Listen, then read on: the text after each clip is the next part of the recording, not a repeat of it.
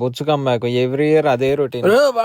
నీ లంజ ఫోన్లు నువ్వు అవరా నన్ను మళ్ళీ ఏంది తాత యువత్ మాట్లాడతాను నా ముఖానికి అదే తక్కువ. నువ్వు ఇట్రా ఫస్ట్. ఈ మిరపతోట అంతా ఎండినట్టు అనిపిస్తాను. మరి నేనేం చేయాలి? నీ చేతుడు పుక్లస్ కూడా ఉండకూడదు గడ్డి మందు కొట్టిండి అనిపిస్తాను. గడ్డి మంది ఎవడు కొడతా తాత? ఏమైంది ఆకులకు మంచిగా కదా ఎవడు దింగి కొంచెం ఎల్లో అయినట్టున్నావు.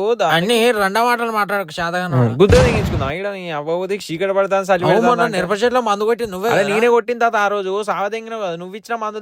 మరి పూత మందు కొట్టాం కూడా గిట్ల మాడిపోయినా. అదే కదా ఆ రోజు కొట్టాం కానీ కాకపోతే బాగా వాసన. నువ్వేదో కల్తీ మంది ఇచ్చినట్టు. అసలు ఆ రోజు ఏ డబ్బాలో కొట్టారా? నువ్వే ఇచ్చిపోతే ఇక తెల్ల డబ్బును కదా మిక్స్ చేసి కొట్టావు. ఏ తెల్లదా నువ్వు కొట్టింది? అదేదో రౌండ్ అప్ గడ్డి గడ్డి మందు షేర్ల మందు కొట్టరా అంటే గడ్డి మందు కొట్టి వైన్స్ లో మంద అయ్యటం చేత మందు కొట్టితే గిట్ల తాగుడిత్తరన్నమాట పంట అంతా నాశనం.